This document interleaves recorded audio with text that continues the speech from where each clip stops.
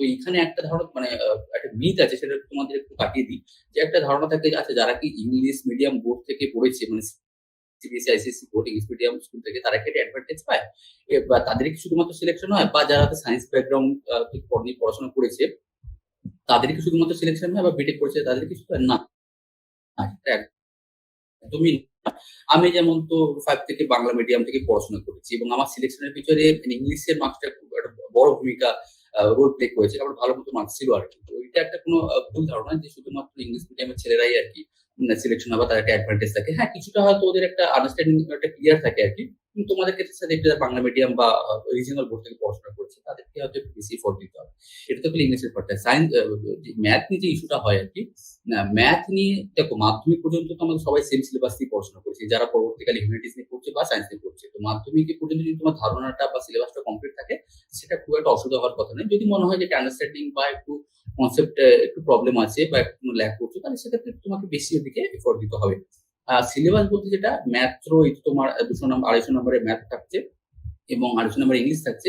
বাকি যে জিএস পার্টটাতে history, geography, current affairs, polity, constitution সমস্ত কিছু নিয়ে 25 নম্বরের 25টা কোশ্চেন থাকছে তোমার।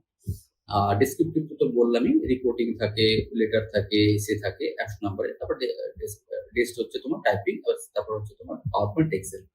এখন এর স্ট্র্যাটেজি যদি জিজ্ঞেস করো, স্ট্র্যাটেজিটা মোটামুটি আমার এরকম ছিল আরকি। প্রথমে যেটা কাজ করবে যে প্রত্যেকটা বিষয়ের বাজারে যে অ্যাভেলেবল বুকস গুলো আছে সেটা একটা নিয়ে নাও। বুকসটাকে তো প্রথমে একটা কমপ্লিট করো। এটাকে কমপ্লিট করার পরে অ্যাটলিস্ট ১ থেকে ২ বার ওটাকে রিভিশন দাও। তাতে কি হবে? একটা যে কি ধরনের কোয়েশ্চেন আসছে এবং সেই কোয়েশ্চেনটা এলে কি করে সেটাকে অ্যাপ্রোচ করবে, কি করে কোনটাকে স্কিপ করতে হবে, কোনটা পারবে, কোনটা পারবে না। এই যে একটা আইডিয়া, এটা কিন্তু তোমাদের চলে আসবে। এরপরে যদি কমপ্লিট করার পর সিলেবাস কমপ্লিট করার পরে যেটা হচ্ছে মক রিভিউ। মানে সিজিএল ক্লিয়ার করা, সেটা আমার কাছে শোনো বা যারাই টপার আছে বা যারাই সিলেক্টেড হয়েছে তাদের কাছে শোনো, যে একটা মেইন ফ্যাক্টর হচ্ছে মক দেওয়া। প্রচুর মক দিতে হবে আরকি। এখন মক ১ম থেকে দিলেই হবে না আরকি। ১ম এ সিলেবাস কমপ্লিট করবে এইভাবে আরকি আমি বলতে পারি আরকি। যেটা আমি নিজে ফলো করতাম, সেটা হলো যেমন কারেন্ট জিকে এর জন্য বা জিএস যে পার্টটা ছিল, জিএস পার্টটার জন্য লুসেন্ট যেটা আছে, লুসেন্টটাকে পুরো কভার করে নেওয়া আরকি। একবার কভার করো, তারপর ওটাকে একবার রিভিশন দেওয়া। এটা গেল তোমার লুসেন্ট পার্ট। আরেকটা যেটা আছে যে তোমার আ আ যে কিরানসের প্রিভিয়াস ইয়ার্স বলে একটা পাওয়া যায়। বই পাওয়া যায়, কম্পাইল করে এরকম পাবলিশ করে। তো ওটা তোমরা ফলো করতে পারবে। ওটা কিন্তু খুব হেল্পফুল আরকি। মানে প্রিভিয়াস ইয়ার কি ধরনের কোয়েশ্চেন এসেছিল, কি ধরনের কোয়েশ্চেন আসতে পারে সে সম্বন্ধে কিন্তু একটা তোমাদের আইডিয়া চলে আসবে। আমার ক্ষেত্রে যেটা একটা হেল্প করেছে সেটা হচ্ছে আমি যে ইনস্টিটিউশনে পড়তাম আরকি। তো স্যার একটা ক্লাস নোট দিতেন আরকি। মানে তো একটা সিলেবাস তো বেশ বড় থাকে। তো পুরোটা তো খুব স্যাররা ক্লাসে করাচ্ছে। তারপরে না ক্লাসে মাঝে, মাঝেই ক্লাস নোট দিয়ে দিতেন স্টার করে আরকি। যেটা হেল্প হয়েছে, ক্লাস নোটটা আমি ফলো করতাম আরকি।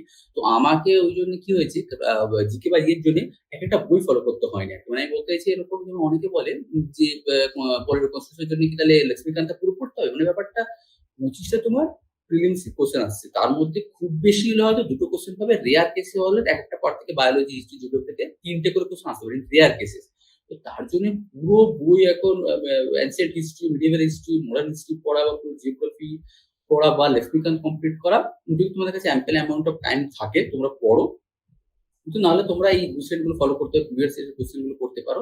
আমার ক্ষেত্রে যেটা হয়েছিল, যেহেতু ক্লাস নোটটা পেতাম আরকি, বা স্যার যখন ক্লাস করতেন কানের মধ্যে কিছু থাকতো, সেটাই অনেক কিছু মেমোরিতে রয়ে যেত আরকি। তো সেটা হেল্প করছে। জিকে জিএস পার্টটা এরকম। আর কারেন্ট অ্যাফেয়ার্স এ যেটা একটা বলে রাখি, যে আমার বরাবরই আরকি আ নিউজ পেপার পড়ার একটা হ্যাবিট ছিল আরকি। মানে এটা একটা আমার ক্ষেত্রে খুব হেল্প করেছে। যেমন আমরা প্রায় সময় শুনি না, যারা গভর্নমেন্ট জবের জন্য প্রিপারেশন নেয়, সিভিল সার্ভিস বলো, নরমাল জব যারা প্রিপেয়ার করছে তাদের জন্য বলো, যে নিউজ পেপার পড়ো। নিউজ পেপার পড়ার অভ্যাসটা করো। এটা আমাকে না অভ্যাসটা করতে হয়নি। আমার মধ্যে অভ্যাস অলরেডি ছিল। মানে আমি মনে আছে 6-7 থেকেই আরকি regular basis Times of India নিয়ে আনন্দবাজারটা পড়তাম আরকি। তো এটা পড়ার দরুন কি হতো, ওই কারেন্ট অ্যাফেয়ার্স টা কোয়েশ্চেন অ্যান্সার করে পড়তে হতো না। একটা একটা ভালো লাগা থেকে পড়তাম, সেখান থেকেই আরকি ওটা মাথায় রয়ে যেত আরকি। আর এটা তো কারেন্ট অ্যাফেয়ার্স গেল। আরেকটা মানে আরেকটা যেটা হেল্প করতো, মানে আ হয়েছে, সেটা হচ্ছে এখন যে বিভিন্ন যে অ্যাপ গুলো আছে না? এই অ্যাপ গুলো খুব হেল্প করে। যেমন এসএসসি আড্ডা অ্যাপ আছে, গ্রেড আপ, যেটা কিনা এখন বাইজু টেক ওভার করে নিয়েছে। গ্রেড আপটা আছে এবং টেক্সটবুক আছে। তো এইখানে কিন্তু অনেক ধরনের কারেন্ট অ্যাফেয়ার্স ক্যাপসুল হিসাবে পেয়ে যেতে পারো। এবং YouTube এ প্রচুর চ্যানেল আছে যারা কিনা তোমার ফ্রিতে এরকম ভিডিও আপলোড করে, তো ওখান থেকে পেয়ে যেতে পারো। টেলিগ্রামে প্রচুর চ্যানেল আছে আরকি। তো টেলিগ্রামে চ্যানেলগুলো করতে পারো, সাবস্ক্রাইব করতে পারো বা ওগুলো জয়েন করতে পারো। যারা কিনা এরকম মান্থলি বেসিসে আরকি যে কারেন্ট অ্যাফেয়ার্স এর উপর পিডিএফ আকারে আরকি তোমার এভেইলেবল থাকে আরকি। এটা গেল কারেন্ট অ্যাফেয়ার্স পার্টটা, জিএস পার্টটাও এরকমভাবেই হয়েছে। এরপর ইংলিশ পার্টটা যেটা বলি, আমার মানে ইংলিশে আমি যেটা বই ফলো করতাম সেটা হচ্ছে এসপি বক্সী এবং মিতুশ্রী ম্যাডামের যে বইটা আরকি। তো এই বইটা একবার করে কমপ্লিট করলে কি হয়, ইংলিশের একটা আন্ডারস্ট্যান্ডিং চলে আসে। একটা কোশ্চেন গুলো কিরকম আসে চলে আসে, মানে বলতে চাইছি যে উচ্চ গ্র্যাজুয়েশন পর্যন্ত যে ম্যাথ ইংলিশটা আমরা পড়ি, মানে এই কম্পিটিটিভ এক্সামের ইংলিশে যে কোশ্চেন গুলো আসছে বা রুলস গুলো আসছে বা ট্রিক গুলো সেগুলো কিন্তু একটু আলাদা। তো একটু তার জন্য এই বইগুলো ফলো করতে হবে। তো আমি এগুলো ফলো করতাম, এসপি বক্তৃতা ফলো করতাম, মিতুশ্রী ম্যাডামের বইটা ফলো করতাম এবং যে ওই যে বললাম কিরান্সি যে প্রিভিয়াস ইয়ারের কোশ্চেন গুলো সেগুলোও করতাম আরকি। ক্লাস নোট তো ছিলই। আমি তো যেখানে পড়তাম আরকি ক্লাস নোট তো ছিলই। স্যারদের সঙ্গে কনসাল্ট করতাম। কিন্তু যে বইগুলো আমি সাজেস্ট করবো আরকি, মিতুশ্রী ম্যাডামের বইটা বেশ ভালো এবং এসপি বক্সিটা, এবং এটা কভার হয়ে গেলে ওই মক দেওয়া আরকি। এবার এরপরে যে রিজনিং এর জন্য আলাদা করে খুব একটা কিছু করার দরকার আছে বলে মনে হয় না আমার। মোটামুটি রিজনিংটা চলেই আছে। বিশেষ করে সিজিএল এ যে রিজনিং গুলো আসে, প্রিভিয়াস ইয়ারে ১০ বছরের কোশ্চেন দেখলে বা আমি একটা বই যদি তোমরা ফলো করতে পারো, আর.এস. আগারওয়ালের যে বারবার নন বারবার রিজনিং বইটা আছে, ওটা তোমরা ফলো করতে পারো আরকি। বেশ হেল্পফুল বইটা আরকি। ওটা হলে কি হয় যে কোশ্চেন কিরকম আসছে আরকি, কি ধরনের কোশ্চেন। তো আমরা তো এগুলো রিজনিং ব্যাপারে পুরো ব্ল্যাঙ্ক থাকি। মানে এগুলো তো গ্র্যাজুয়েশন পর্যন্ত আমরা যাই পড়াশোনা করি না কেন, এগুলো তো থাকে না। তো ওটার জন্য একটু পড়তে হয় আরকি। কিন্তু এর পিছনে খুব একটা এফোর্ট দেওয়ার প্রয়োজন নেই, দরকার নেই। তোমরাও বুঝতে পারবে আরকি যে জাস্ট ওই বইটা ফলো করে কোশ্চেন গুলো সলভ করলে একটা আইডিয়া চলে আসে আরকি। এটা গেল পার্টটা। ম্যাথ পার্টটা যেটা হয়েছে, ম্যাথ পার্টটা আমি ১ম থেকেই এক তো আমি যেখানে পড়তাম আবারও বলছি, সেখানে না ওই ওরা মান্থ ওয়াইজ দিয়ে দিত আরকি। লেভেল 1, লেভেল 2, লেভেল 3, লেভেল 4 করে ওটা একটা পেত। ওটা একটু মোটামুটি হেল্প হতো আরকি। হেল্প যে খুব একটা বিশাল হতো সেটা নয়। কারণ ওগুলো আলাদা কিছু না। ওগুলো তুমি মার্কেটে এভেইলেবল যে বিভিন্ন ডিফারেন্ট বুকস আছে সেখানেও পেয়ে যাবে। মানে ম্যাথের জন্য যে আর.এস. আগারওয়ালের বুকস আছে, আরিয়ান্তে আছে। ঠিক আছে? গগন অবিনাশ শর্মার বুকস আছে, আ রাকেশ যাদবের বুকস আছে। তো যেকোনো একটা আ বই নাও, ১ টা বা ২ টো সেগুলো কমপ্লিট করো এবং দুবার দাও। আমি ম্যাথের ক্ষেত্রে বলব, ম্যাথের ক্ষেত্রে এট লিস্ট একটা বই কমপ্লিট করার পরে, সিলেবাস কমপ্লিট করার পরে ওটাকে একবার করে দুবার করে এট লিস্ট মিনিমাম রিভিশন দাও। এখন কি হলো, তোমার সিলেবাসটা যখন কমপ্লিট হয়ে গেল, কোশ্চেন গুলোর সঙ্গে তুমি একটা ইউজড টু হয়ে গেলে, একটা পরিচয় তৈরি হয়ে গেল তোমার। এরপরে না প্রচুর মক দাও। মক দেওয়াটা ভীষণ ইম্পোর্টেন্ট। বারবার করে বলছি, আগে বলেছি, আবারও বলছি। মক দেওয়াটা ভীষণ ইম্পোর্টেন্ট। ইভেন আমার যারা বন্ধু-বান্ধব আছে সিলেক্টেড হয়েছে এবারে বা আগেও হয়েছে, তাদের সাথে কথা বলে এটা বুঝেছি মকটা ভীষণ ইম্পোর্টেন্ট আরকি। এবং মকটা কিসের দেবে? প্রথমত ফ্রি মক প্রচুর পাওয়া এভেইলেবল আছে ইন্টারনেটে।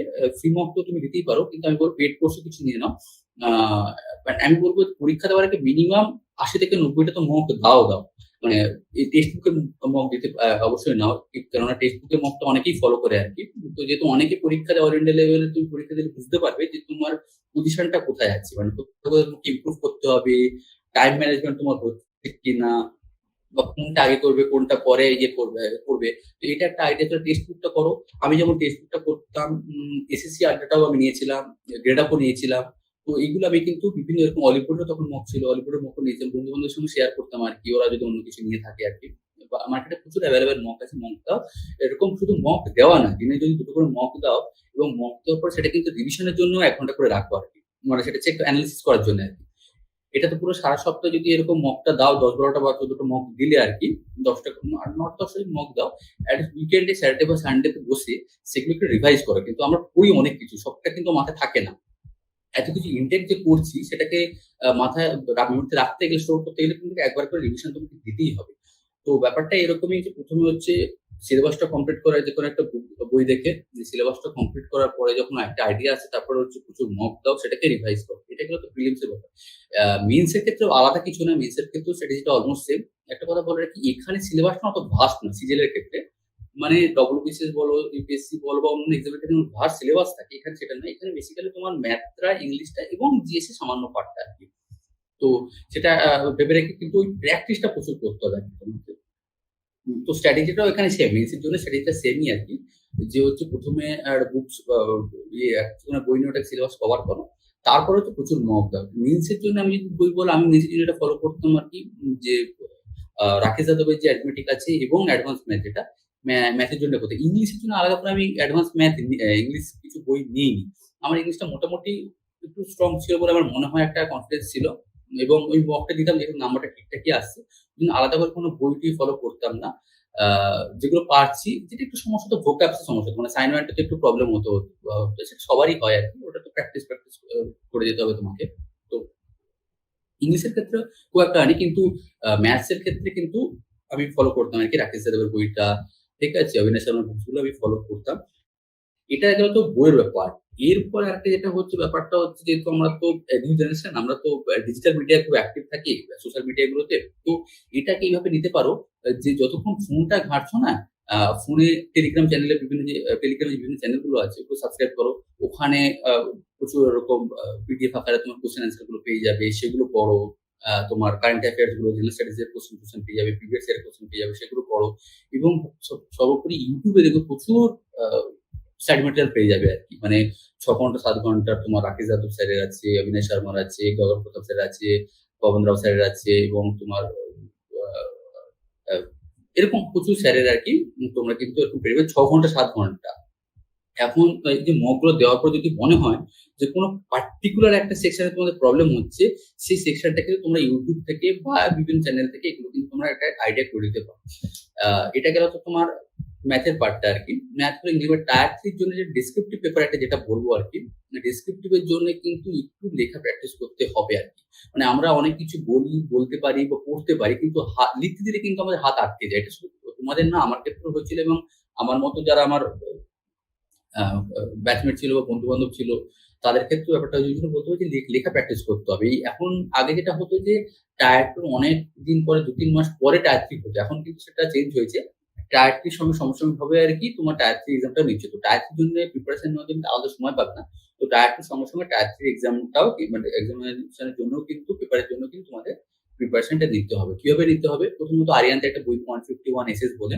কিন্তু আ যেহেতু সিজিএল এ একটা ২৫০ ওয়ার্ডের মধ্যে লিখতে হয় এরকম একটা ব্যাপার আছে, বা 270 বা 275 ওয়ার্ডস মধ্যে লেখার একটা লিমিট দেওয়া থাকে। এখানে না অনেকটা বড় থাকে আরিয়ান্তের বইগুলোতে। তো ওখান থেকে একটা আইডিয়া তো পেয়ে যাবে যে কিছু তো ইস্যু থাকে, বার্নিং ইস্যু থাকে, সেগুলো কিছু মানে চিরাচরিতভাবে চলে আসে যে সমস্ত ইস্যু গুলো থাকে। তো ওগুলো তোমরা ওই আরিয়ান্তের বই থেকে পেয়ে যেতে পারবে, লেটার গুলোও তাই। আরেকটা যেটা ব্যাপার হচ্ছে YouTube এ আরকি। YouTube না, সরি, টেলিগ্রামে প্রচুর চ্যানেল আছে, সেখানে প্রচুর পিডিএফ আকারে এভেইলেবল আছে। ইভেন তোমার ইন্টারনেটেও আরকি প্রচুর এভেইলেবল। আমি যেটা করতাম এরকম ব্ল্যাক বুক যেগুলো আছে বা এটা ওটা, এগুলো কিন্তু এই পিডিএফ যেগুলো ছিল সেগুলো প্রিন্ট আউট নিয়ে নিতাম আরকি। যদি কোন বই ফলো করতে চাও খুব ভালো, না করলেও যে খুব একটা সমস্যা হবে সেটা কিন্তু নয়। সবকিছুই এভেইলেবল। আরেকটা যেটা বলব, আমরা যখন প্রিপারেশন শুরু করেছিলাম তখন কিন্তু ইন্টারনেটটা এত চিপ ছিল না বা এতটা এভেইলেবল ছিল না।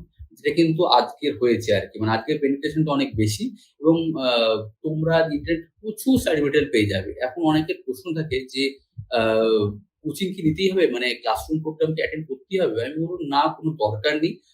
যদি তোমার মনে হয় যে তোমার বেসটা খুব ভালো আছে, মানে ম্যাথ ইংলিশে তোমার কনসেপ্টটা ক্লিয়ার আছে, তুমি জাস্ট মক দিয়ে এবং এই সমস্ত ক্লাসগুলো নিতে পারো।